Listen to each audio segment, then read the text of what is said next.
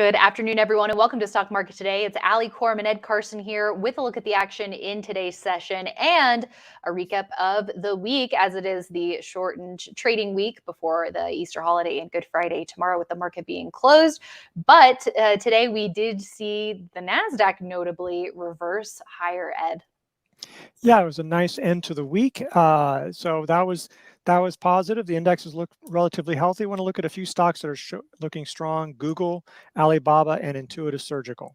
Okay, great. We'll get to those stocks. And first, let's take a look or analyze the major indexes in a little bit more detail here, because you say the indexes look healthy, and that's the trick with this market right now, right? There are a lot of different factors to be considering in current conditions. But if you look on the surface, it looks like a healthy, normal pullback here for the Nasdaq, even an upside reversal right around 12,000 and the 10-day moving average. So this looks pretty strong.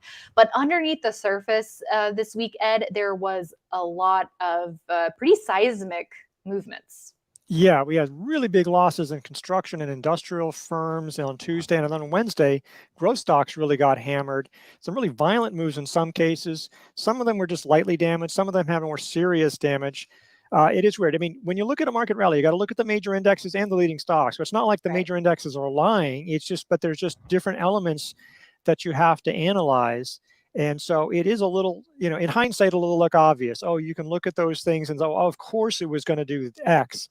But we don't have hindsight. We don't have foresight, really. We just can look at what the market's doing right now. And it's giving some mixed signals. I bet a lot of investors probably got shaken out of some stocks, even though the market doesn't looks okay on these indexes. Mm-hmm. Yeah. And with that being said, in terms of how to handle portfolio exposure, it seems like midweek, it seemed like a time to be scaling back that exposure, especially when we saw on the 31st of March, at the end of end of Q1, it seemed like if you wanted to be selling into strength, that could have been a time to lock in some profits as well. So, scaling back exposure, but at the end of the day, it also comes down to what stocks you're in, Ed. Are they working? Are they triggering sell signals? Are they selling off, or are they holding up and doing just fine? So the indexes can be doing one thing, but in terms of portfolio exposure, a lot of it comes down to the stocks that you're in. Yeah, that's absolutely right. It's a market of stocks, ultimately. Yeah. Okay, let's also take a look at the S&P 500 and how that one fared this week. We did see that clearing of the trend line right around that 50-day line and the 4,000 level last week.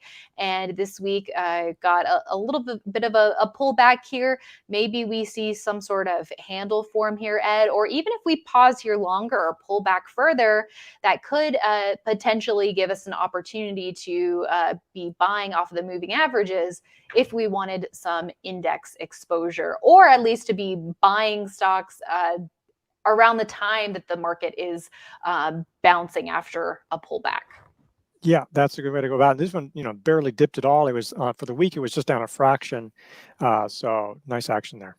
Okay, and a quick look at the Dow and the Russell 2000. A lot of action for the Dow in the last couple of trading sessions before the three to end this week. So inside the bar from the 3rd of April, fourth month of the year there. But maybe we see some sort of handle action. Does it seem like the rotation, Ed, is pointing to more strength from the Dow? I guess that's what we don't know about this rotation, or where we are seeing strength is how long that strength is going to last. Yeah, I mean, it's a big question. Like, if we go back to risk on, maybe we go back into the more aggressive growth. So a lot of this, the market had recession risks. Medicals were very strong in the Dow. Exxon was very strong. So definitely there was reasons there why that was doing so well. Exactly. So yeah, here's XLV, the healthcare sector ETF, a quick look at that. And here's IWM, the Russell 2000. So up a little bit on the day, and for the week, still taking a hit, down about 2.5%.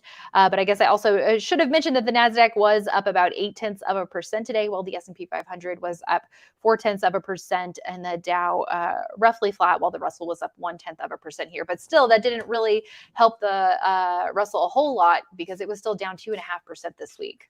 Banks are still bad, especially the regional ones. And well, the small caps don't have the help of these big caps that were doing well. Exactly. Yeah. So a couple of which we'll be taking a look at here soon. We looked at XLV, the healthcare sector ETF. Let's take a look at just a couple more sector ETFs. Here is XME down 0.3% today, down 3.4% for the week, and not only that, reversing lower. Yeah, and there were some names that got really hit. The steel names got hit really hard. Just have to see because of real economy, recession fears. Let's take a look at XLI. This is the industrial sector ETF, down 3.4% this week. As you said, a lot of building related stocks getting hit. So what do we make of that? We're seeing the strength in the Dow, but is that more just in the non-industrial areas? It was the non-industrial areas. It was the medicals. There was the energy and stuff, and some of the mega cap techs holding up. Okay, and two more before we move on. Here's IGV, down this week, but holding up, and that's after 3 strong weeks of gains. And then we also have SMH taking not just a little bit of a breather this week, but a pretty big breather after 3 weeks of gains. It's now right around that 10-week line. We'll have to see if it can find some support there. But we talked about the strength in mega caps, so let's go to Google parent Alphabet with a breakout on Friday, up 3.8% in above average volume. Also saw some strong upside volume as it carved the right side of this base, Ed. Yeah, so that's looking better here. Nice action. This is one of the laggard mega caps, but it's coming on really well today.